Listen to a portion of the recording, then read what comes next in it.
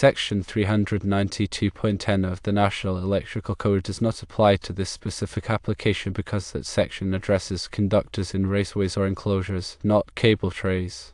The bundling of conductors in a cable tray is, however, permitted under Section 392.24d. Section 392.24d addresses conductors grouped together. It states that conductors of the same circuit grouped together in a single layer shall be considered as one conductor for the purpose of 392.24b. While 392.24b typically requires at least 6 inches of spacing between conductors, this spacing requirement does not apply to conductors installed in a single layer of cables. Therefore, the key considerations for whether this installation is compliant with the NEC are firstly, ensuring adequate ventilation of the cable tray, and secondly, verifying that the continuous ampacity of the conductors is not exceeded. As long as these two conditions are met, bundling the conductors in the cable tray is permitted. The reference to circuit groups likely pertains to identifying which conductors belong to the same electrical circuit. In a three-phase system, a circuit group consists of the three-phase conductors, and potentially a neutral conductor if the circuit is designed to carry neutral current, as well as any associated equipment grounding conductors. The intention of the code is to ensure that you are not intermixing conductors from different circuits within the same bundle. Each bundle should contain only the conductors that form a complete circuit. In the scenario described, where there are 15 conductors comprising the secondary of a 2 million volt amps, 3-phase, 480 volts alternating current transformer, and those conductors are divided into 5 conductors per phase, the proposed bundling method of creating 5 bundles of 3 conductors each could be acceptable, but it depends on the specific configuration of the system. Each bundle would need to contain 1 conductor from each phase.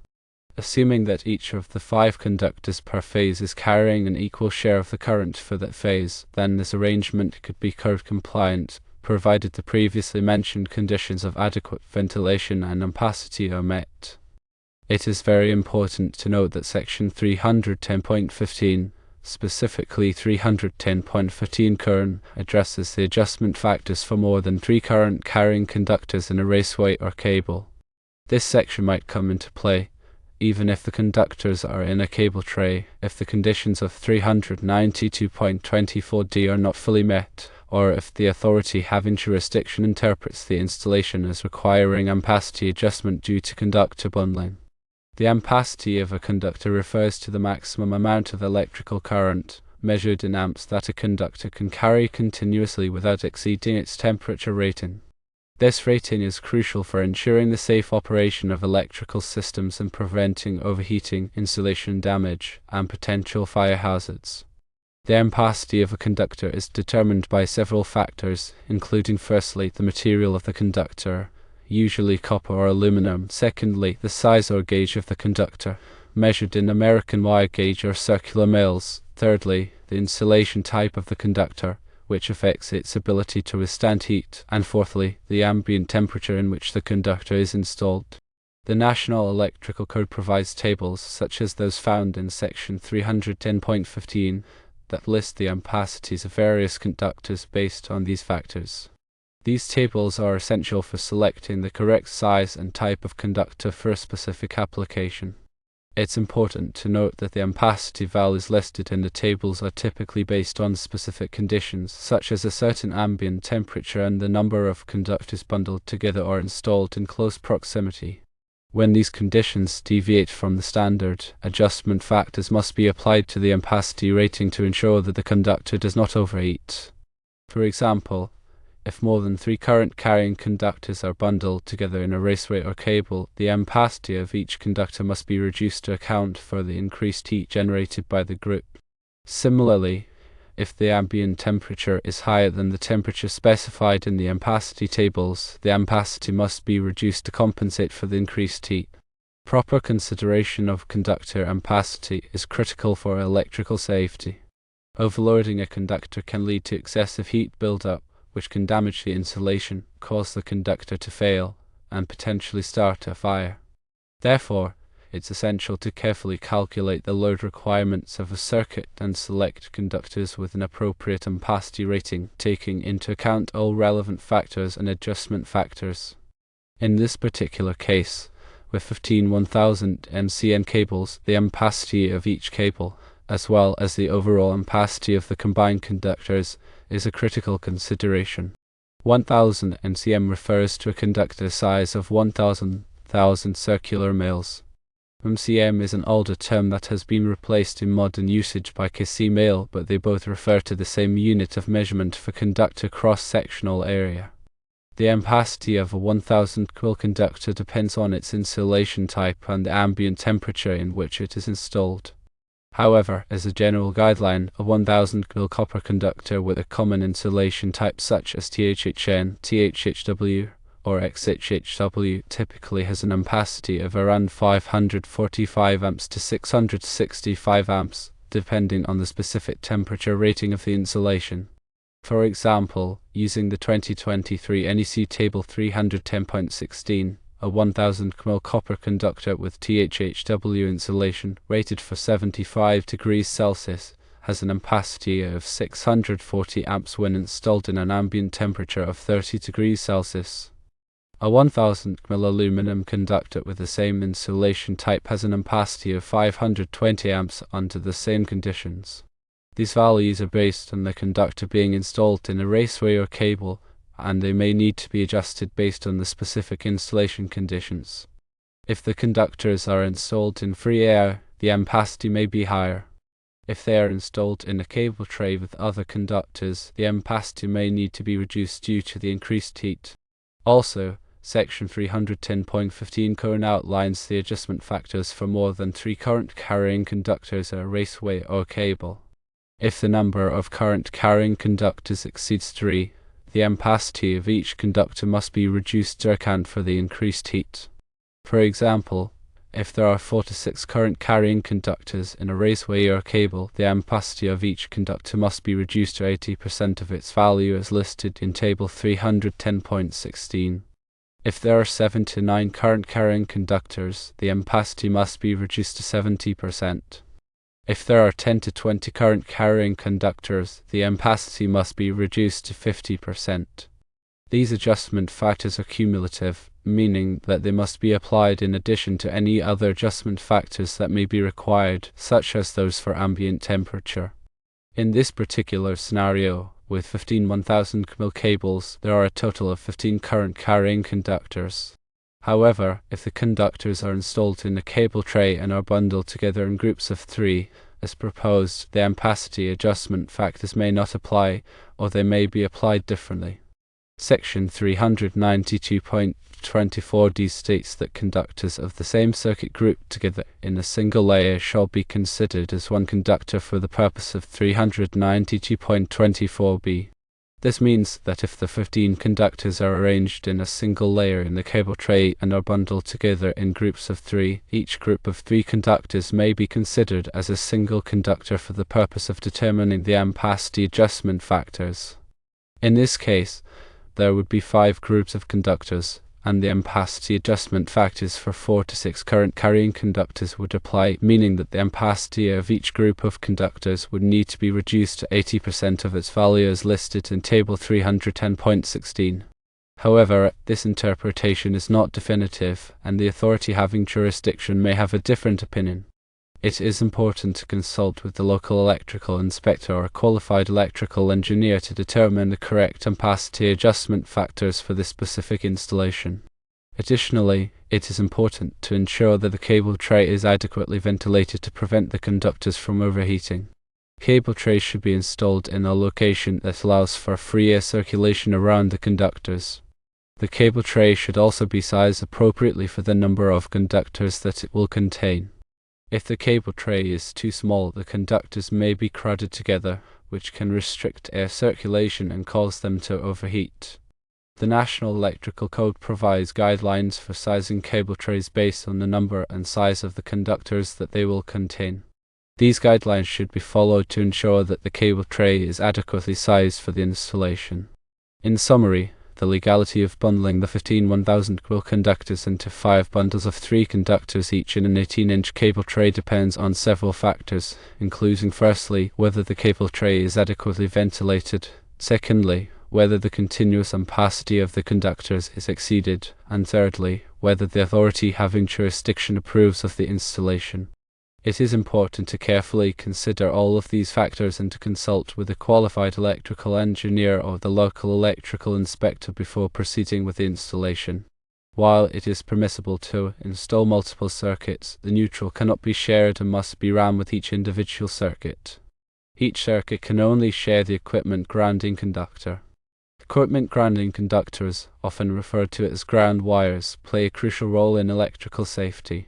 Their primary function is to provide a low impedance path for fault current to return to the source, which in turn trips the circuit breaker or blows a fuse, de-energizing the circuit and preventing electrical shock hazards. Equipment grounding conductors are typically made of copper or aluminum and are connected to the metal enclosures of electrical equipment, such as appliances, machinery, and panels. These conductors are also connected to the grounding electrode system, which consists of grounding rods, grounding plates, or metal water pipes that are buried in the earth. When a fault occurs in an electrical system, such as a short circuit between a hot wire and the metal enclosure of an appliance, the fault current flows through the equipment grounding conductor back to the source. Because the equipment grounding conductor provides a low impedance path, the fault current is typically very high, which causes the circuit breaker or fuse to trip quickly. This rapid energization of the circuit prevents the metal enclosure of the appliance from becoming energized, which could pose a serious shock hazard to anyone who comes into contact with it. In addition to protecting against electrical shock, equipment grounding conductors also help to reduce the risk of fire. When a fault occurs, the high fault current can generate heat, which can ignite nearby combustible materials. By providing a low impedance path for the fault current, equipment grounding conductors help to limit the amount of heat generated and reduce the risk of fire. The National Electrical Code provides detailed requirements for the installation of equipment grounding conductors. These requirements specify the size of the equipment grounding conductor, the methods for connecting it to electrical equipment in the grounding electrode system, and the rules for routing it through the electrical system. It is important to follow these requirements carefully to ensure that the equipment grounding conductor is properly installed and can effectively protect against electrical shock and fire hazards. Another important aspect to consider is the continuous load. The National Electrical Code defines a continuous load as a load where the maximum current is expected to continue for 3 hours or more. One size in conductors and overcurrent protection devices for continuous loads, the NEC requires that the conductors be rated for at least 125% of the continuous load.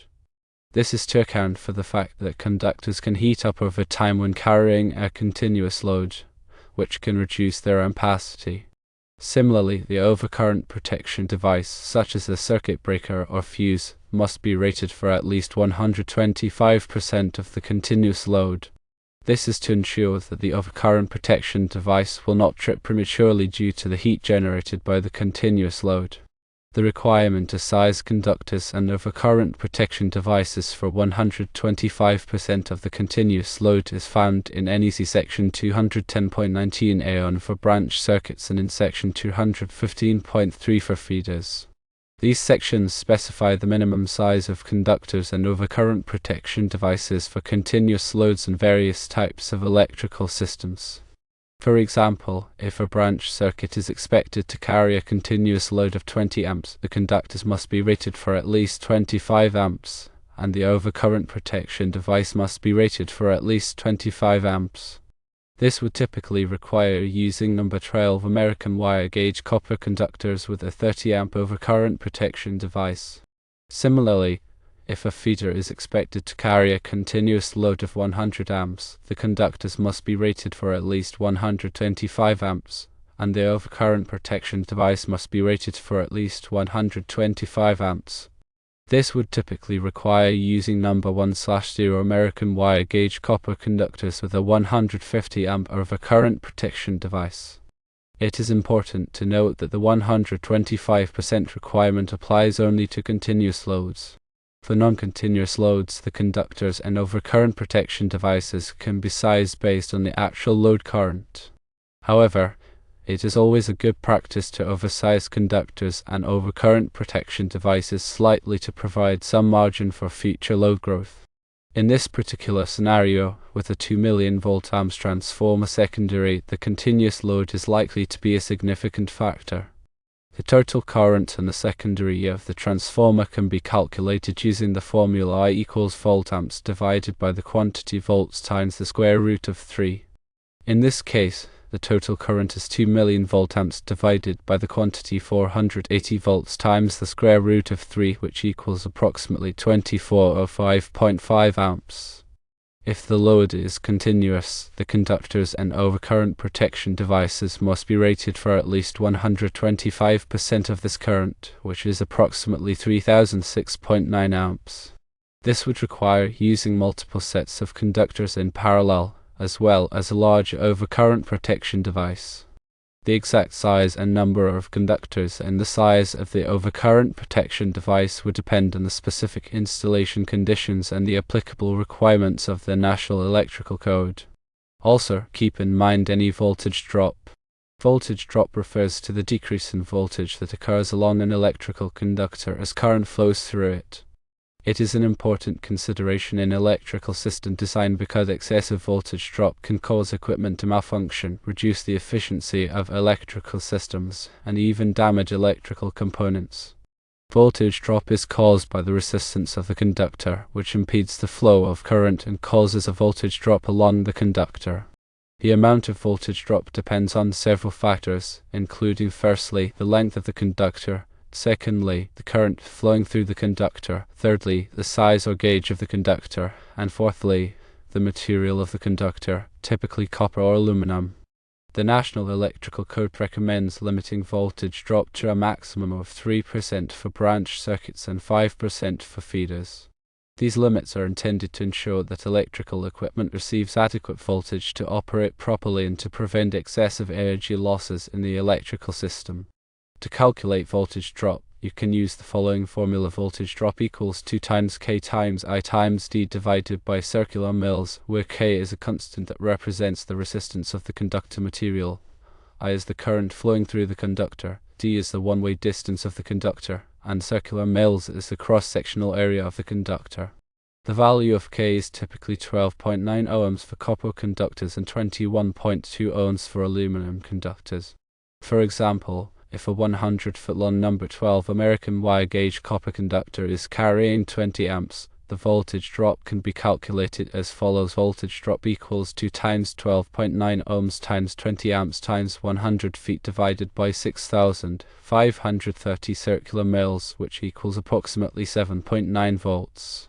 This represents a voltage drop of approximately 6.6%, which exceeds the recommended limit of 3% for branch circuits.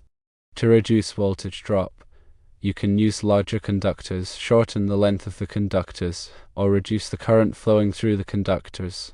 In this particular scenario, with 15 1000 quill cables, voltage drop is likely to be less of a concern than ampacity. However, it is still important to calculate the voltage drop to ensure that it is within acceptable limits.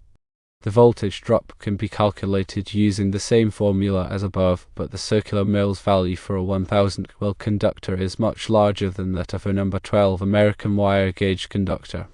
This means that the voltage drop will be much smaller for the same current and distance.